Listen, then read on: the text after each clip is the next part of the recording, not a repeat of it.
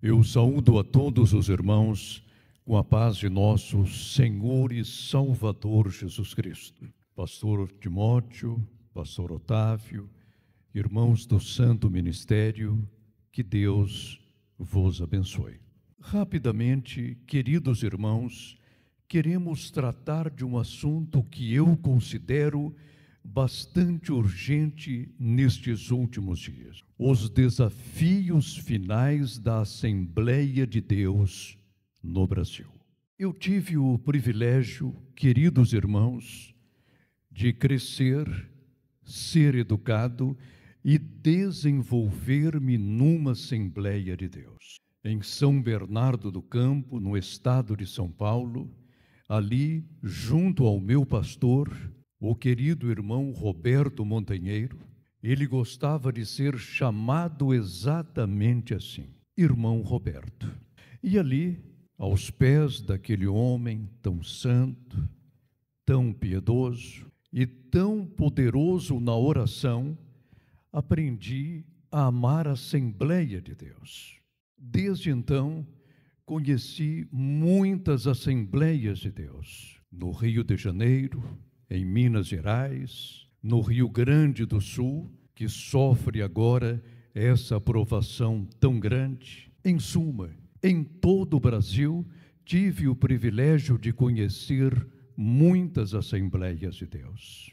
Mas, infelizmente, queridos irmãos, estamos vivendo uma crise e não podemos ignorá-la. Se não despertarmos a tempo, perderemos a nossa identidade e, com a nossa identidade, perderemos a força que nos trouxe até aqui. Irmãos, angustio-me por ver a Assembleia de Deus no Brasil. Não generalizo, porque há ainda igrejas fortes, bíblicas, neotestamentárias, evangélicas, apostólicas, igrejas que continuam a falar apenas o que convém à sã doutrina, a evangelizar, a fazer missões e a chegar até os confins da terra sem impedimento algum. Todavia, não podemos ignorar que a nossa querida igreja vive um momento particularmente difícil, mas nós podemos reverter toda essa crise porque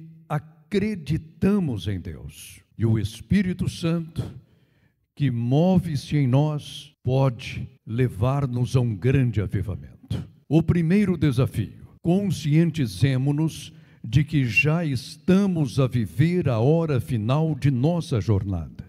Ponto 1. A advertência do apóstolo João tem de ser levada a sério. Abramos as nossas Bíblias em 1 João capítulo 2, versículos 18 e 19.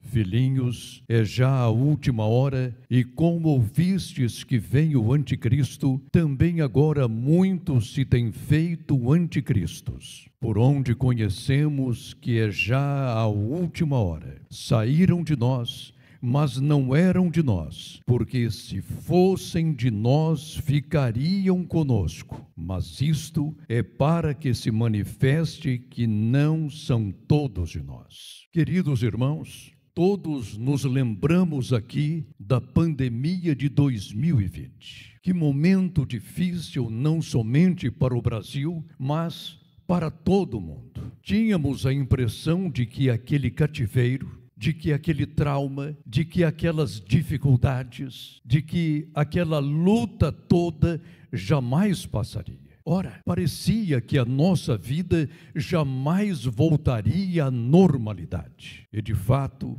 queridos irmãos, não voltamos à normalidade. Durante aquele ano, Satanás quis sequestrar o mundo antecipadamente, mas Deus interveio e não lhe permitiu. Mas não nos esquecemos de algo sumamente importante. Já estamos a viver no período que podemos chamar de pré-tribulacional ou pré-apocalíptico. Conforme diz o santo apóstolo, nós já estamos a viver a última hora. E muito provavelmente o anticristo já esteja entre nós, já esteja no mundo, apenas esperando o seu momento para assambarcar todas as coisas. Não podemos viver uma vida sem compromisso. Já estamos na última hora. Que momento difícil.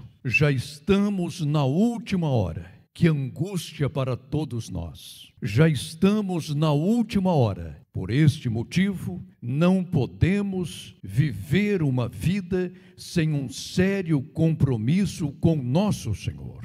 Diz ainda João, e ele o diz inspirado pelo Espírito Santo, que muitos anticristos saíram de nós, desfrutavam de nossa comunhão, de nosso amor, de nosso apego, de nosso trabalho evangelístico e missionário, mas, de repente, estes anticristos resolveram revelar-se e, fazendo, mostraram o seu real intento. Tomemos cuidado.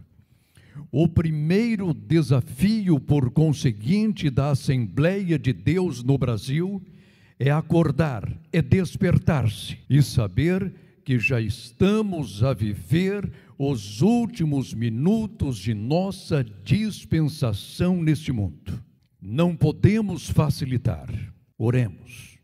Não podemos facilitar. Leiamos e estudemos cotidianamente a Bíblia Sagrada. Não podemos facilitar.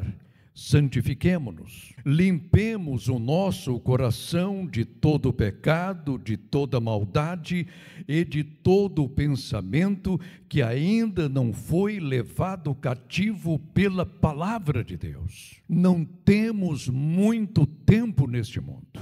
E o pior é que, embora o arrebatamento da igreja seja talvez apenas uma questão de dias, muitos estão a brincar com a sua vida espiritual, uma vida sem compromisso, mundana, perversa, enganosa, hipócrita, uma vida sem um real amor ao Senhor Jesus Cristo. Ponto 2, muito importante. Muitos obreiros têm se feito anticristos. Observemos que tal decisão é tomada de forma consciente e voluntária. Em nada diferem eles de Judas Iscariotes. A presença do anticristo em nosso meio não pode ser desconsiderada nem subestimada. Portanto, nós obreiros, principalmente pastores,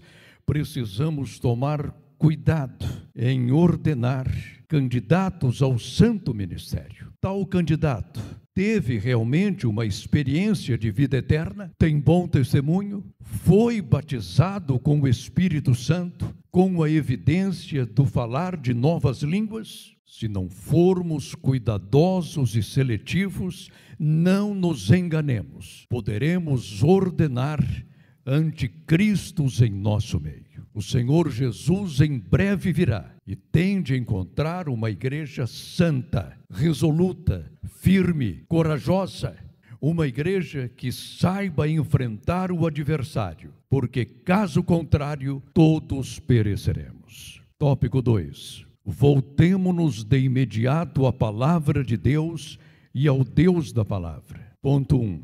A Bíblia Sagrada, a inspirada, inerrante e infalível palavra de Deus, tem de ser encontrada exatamente onde ela foi perdida, em nossos templos. Abriremos as nossas Bíblias em 2 Crônicas, capítulo 34, do versículo 14 ao 16. Leiamos a palavra. E, tirando eles o dinheiro que se tinha trazido à casa do Senhor, Ilquias, o sacerdote, achou o livro da lei do Senhor, dada pelas mãos de Moisés.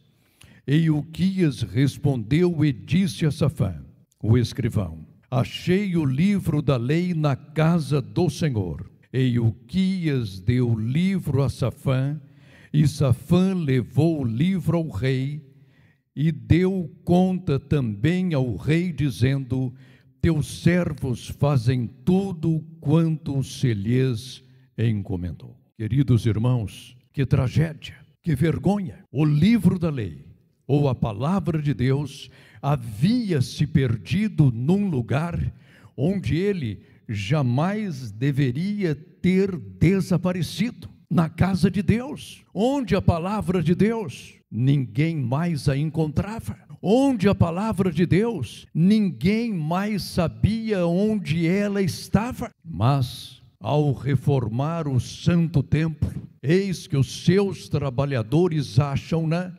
exatamente onde ela deveria estar à vista de todos. Estava entre os dinheiros, entre os recursos e entre as ofertas que se traziam cotidianamente àquela casa. Acharam-na. A palavra de Deus foi finalmente achada e levaram-na à presença do rei. E este, ao ouvir a palavra do Senhor, aqueles ais, aqueles lamentos, aquelas maldições, e havia bênçãos também, o rei Josias, um homem piedoso, rasga suas vestes, compunge-se, chama o povo todo ao arrependimento. E hoje, em muitos púlpitos, queridos irmãos, a palavra de Deus acha-se escondida, porque não se mais a prega. A palavra de Deus acha-se homiziada, ninguém mais consegue localizá-la. Eis porque muitas igrejas estão desaparecendo, mas é chegado o momento de recuperarmos a palavra de Deus e torná-la a parte central de nosso púlpito. Queridos irmãos, às vezes a pregação, a mensagem, o estudo bíblico, o aconselhamento, às vezes o sermão, principalmente expositivo, que deveria fazer parte de nossos cultos, não mais existe. E por que não? São tantos os louvores e as danças e as coreografias, são tantas as besteiras que nós trazemos às nossas reuniões, que quando o mensageiro de Deus vai falar, e o tempo, não há tempo, e a oportunidade, não há oportunidade. Como poderemos então alimentar as ovelhas de nosso Senhor?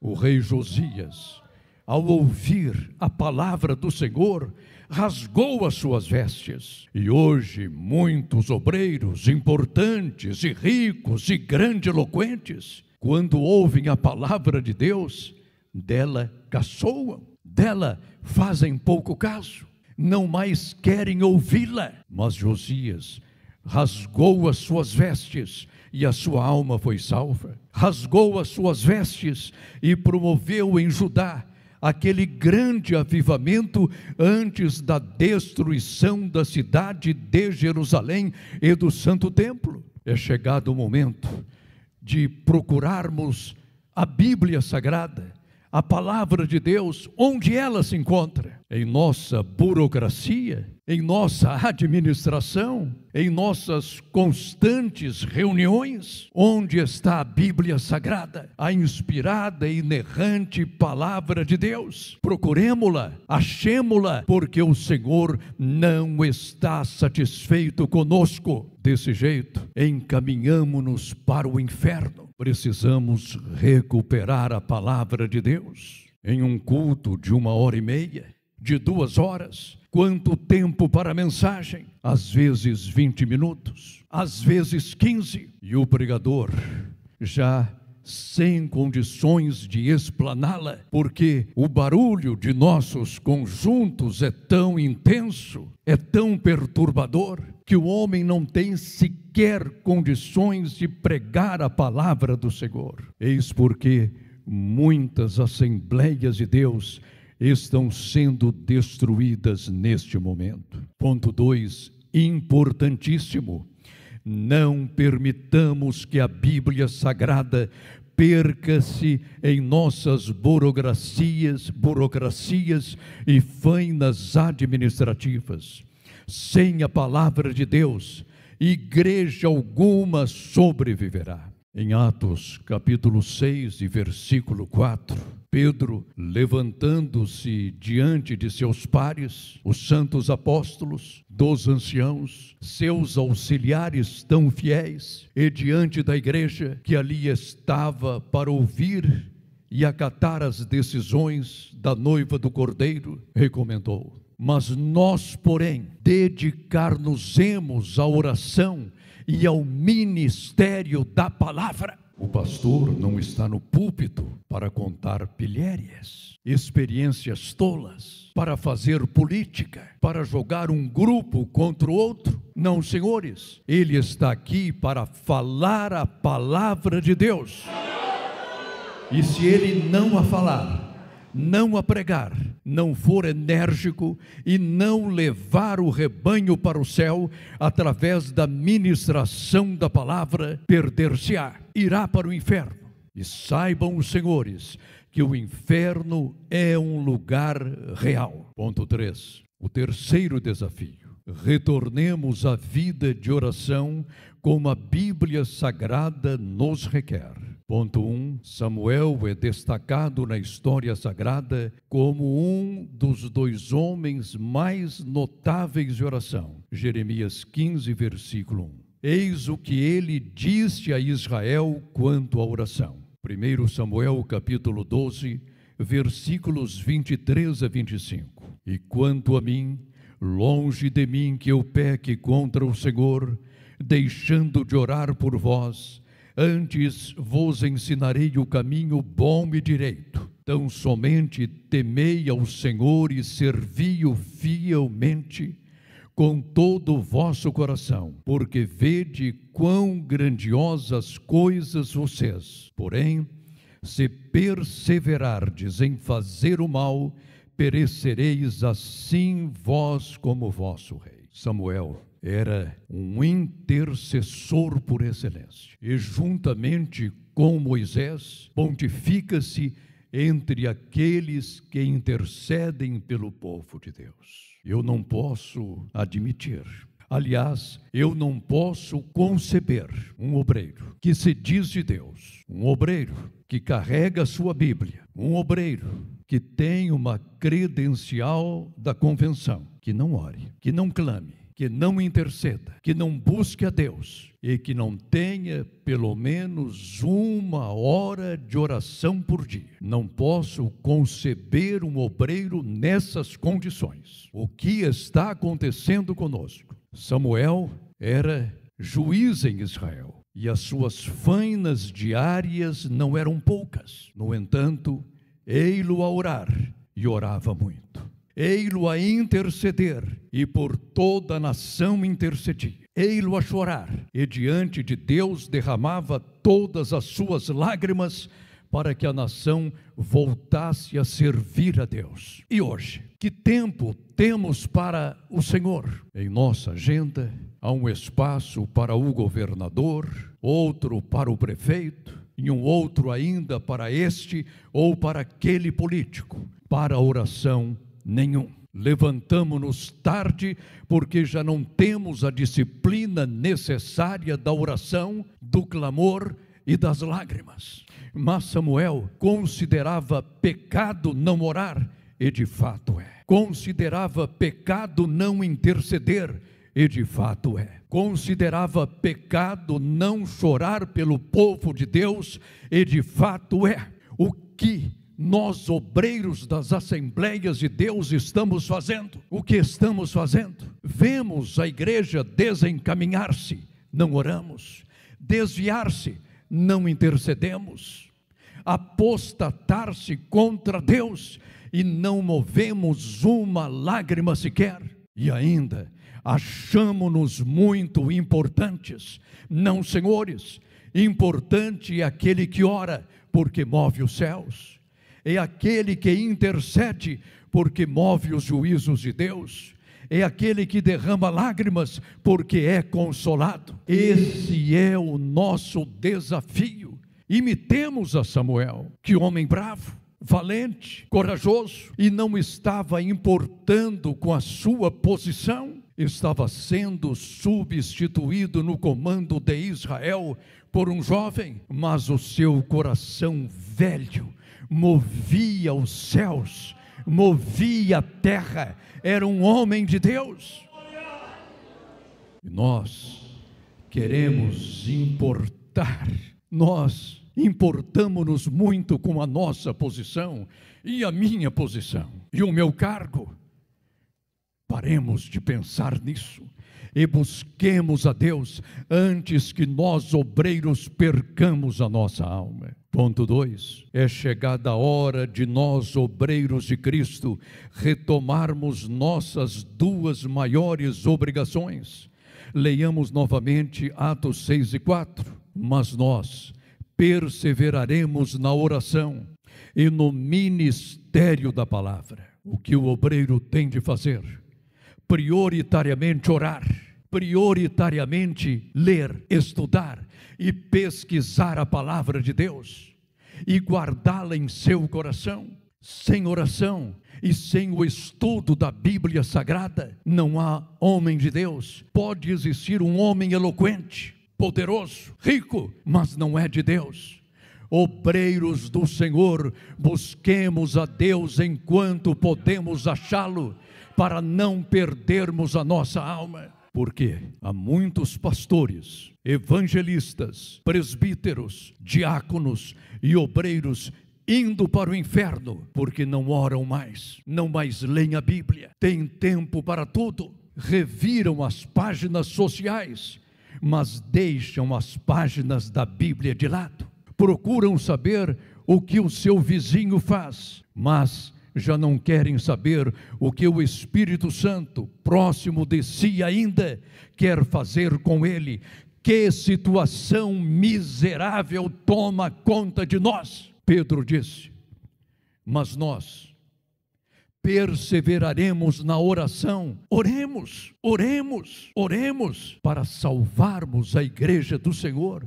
Será que não percebemos ainda que Satanás está destruindo as assembleias de Deus? Está. Tenhamos juízo, obreiros do Senhor. Ponto 3. Atentemos a esta verdade. O obreiro que não se dá à oração e à palavra de Deus está fadado à destruição e ao inferno. É uma lástima, é uma lástima. Eu vejo obreiros fazerem as suas agendas e não marca ali nas primeiras horas do dia ou nas primeiras vigílias um lugarzinho para a oração e outro lugarzinho para a leitura da Bíblia, mas está sempre lépido e pronto para discutir em nossas reuniões do ministério.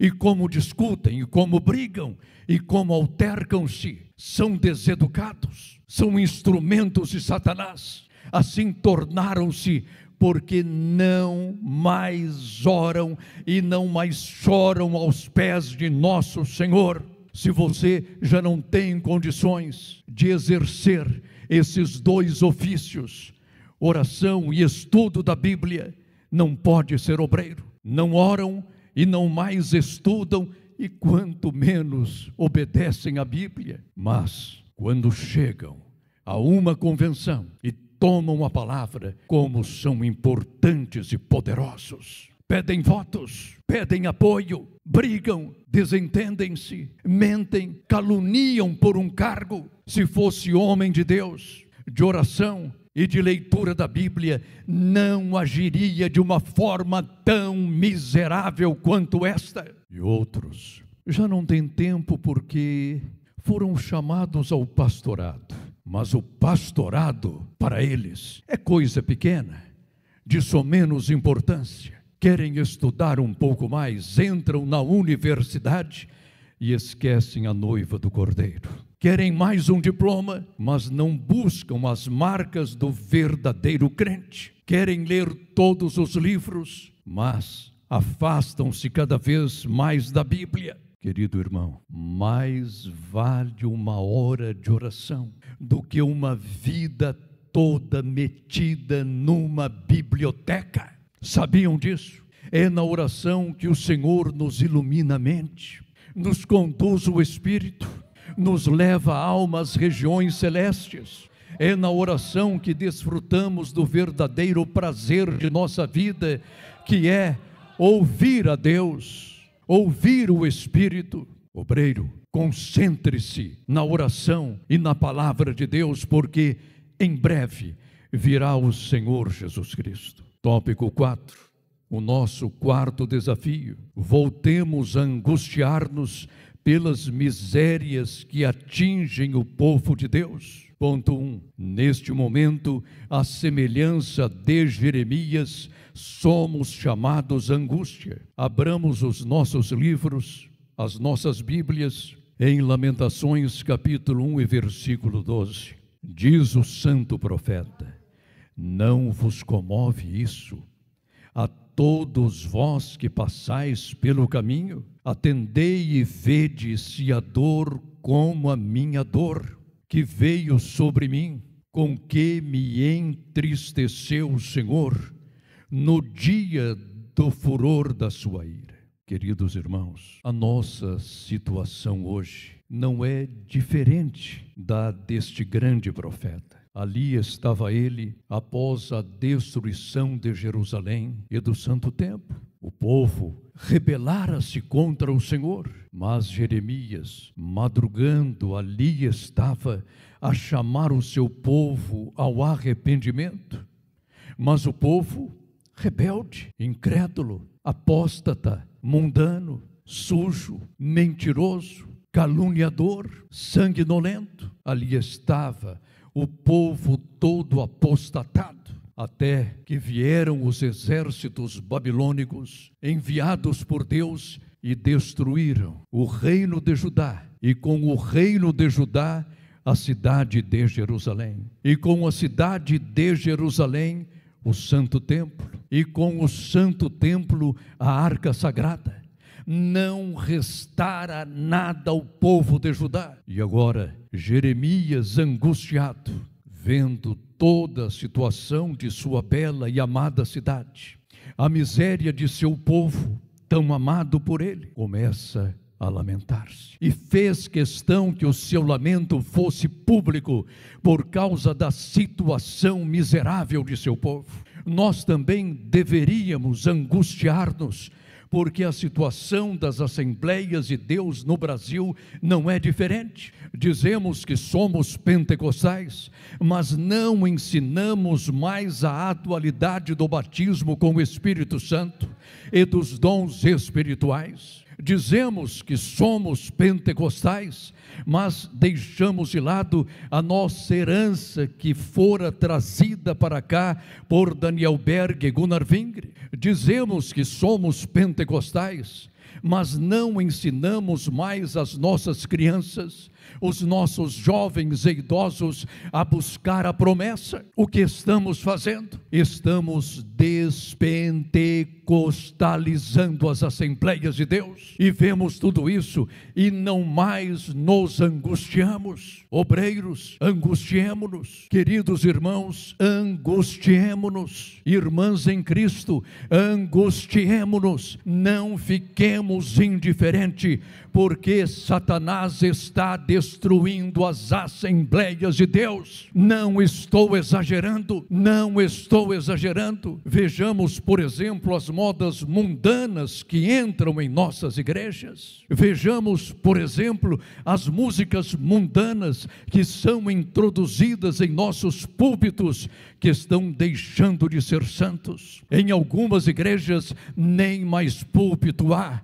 um palco. Há um palco, e ali nós temos dança, temos coreografia, e ninguém mais se angustia. Angustiemo-nos, porque Satanás está destruindo nossas igrejas, congregações e instituições. Eu tenho percorrido, queridos irmãos, igrejas por todo este Brasil. Quanto mais as percorro, mais angustiado fico. Não quero generalizar. Há igrejas ainda fiéis, santas, bravas, evangelistas, missionárias, apologetas, apostólicas, mas outras Outras, infelizmente, estão transformando os seus templos em uma casa noturna. Deixam para lá os bancos e as bancadas. Não há mais púlpito.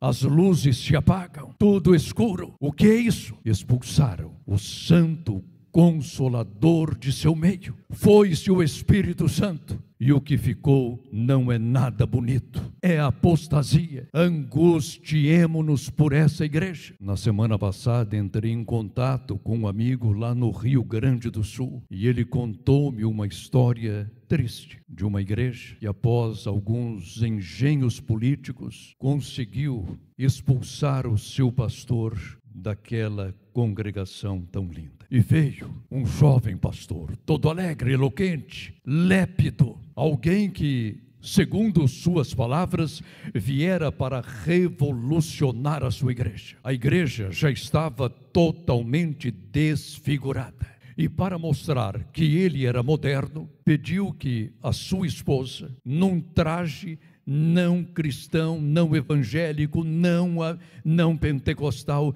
fosse dirigir o louvor. E ela o fazia. E afrontava a igreja do Senhor. O resultado: vieram as chuvas e as águas chegaram até o teto daquela igreja tão bonita. Queridos irmãos, o Senhor está para julgar o seu povo. Está julgando o seu povo. Sejamos cuidadosos. Já estamos encaminhando-nos para o final. Nós continuaremos à noite com essa mensagem aqui. Numa de suas, ponto 2, uma ilustração. Numa de suas mensagens, o pastor David Wilkerson, falecido em 2011, conclamou os obreiros de Deus a se angustiarem pela igreja de Cristo. Angustie-se por sua esposa, obreiro, por seus filhinhos, por seus netos, pela igreja que o Senhor lhe confiou. Angustiemo-nos pela Assembleia de Deus no Brasil. A situação não é boa. Hoje, erguemos a voz e dizemos: somos milhões, podemos eleger um presidente. Infame. Devemos dizer: somos milhões e podemos, através do evangelismo pessoal, ganhar muitas almas ainda ao Senhor. Que Deus nos abençoe.